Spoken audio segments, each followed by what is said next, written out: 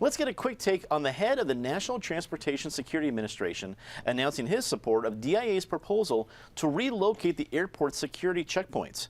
Denver Airport CEO Kim Day says the plan aims to serve as a national prototype in the airport safety and would significantly reduce the exposure of waiting travelers and TSA personnel. Patty Calhoun from Westward, this seems like maybe a response, at least in the safety part, to the Brussels situation, but I think the plan's been around for a while. What did you think of the announcement of the endorsement from TSA? Well, the plan's been in the works for over a year.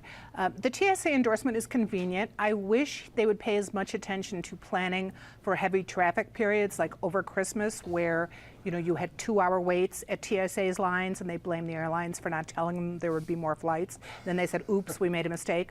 Or after the airport was closed for a day and there were again hour-long lines at TSA.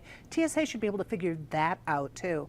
I think the new location could be great if it really works out so it's convenient and it does not result in the main terminal, which is a lovely space, suddenly turning into a disgusting shopping mall. And we've certainly seen that in a lot of other airports.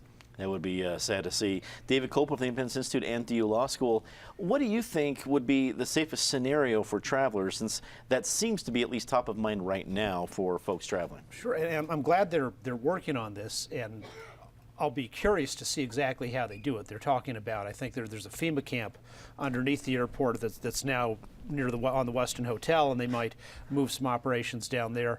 But how do you have an airport where you don't have large crowds of dense people checking in, bringing in their baggage, and then lining up to go through the security checkpoint? You can keep expanding that perimeter further and further out, but at some point there's going to be, here's where the outside world transitions into the airport. Now maybe they've got some great way to do it, and if they do it, then great for them, and that'll be a real boost for security. Erica, even though the plan has been around for, like Patty said, for a long time, do you feel that this response from the TSA is in response to what happened in Brussels? I don't know if it's in response. I think it predated Brussels in terms of the initial planning. Now maybe TSA or National Transportation Safety Board jumping on board may be linked to Brussels, but I don't know that there's a direct correlation. I really have two questions. One is, obviously, where are they planning to put it? What is the alternative plan? And secondly, it currently occupies, as Patty pointed out, those two checkpoints occupy one heck of a lot of real estate, and what are they planning to do with that real estate that is an improvement as opposed to, more coffee houses and smoothie shops and places to spend your money? Yeah, one more Chick-fil-A is probably not the best use for the terminal there. Rounding out the panel, Penfield Tate, attorney at Q-Talk Rock. As a policy from the airport, do you feel this is the right way to go? And what do you think about the endorsement from the TSA, which some people would, it'd be questionable credibility sometimes, I think, from the head of TSA? Yeah, and it's an interesting dynamic.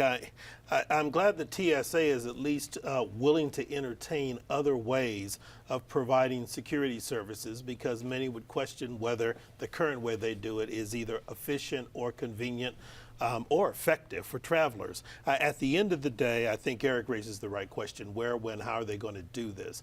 But anything that DIA can do that can expedite the process of getting through security and getting either to your gate on a concourse, or if the terminal now becomes on the other side of the security line and you can do some things in the terminal in terms of relaxing or getting something to eat or doing some last minute shopping or picking up something you've forgotten, that's great. But the key consideration has to be safety and getting you through the checkpoint speedily, which doesn't happen right now.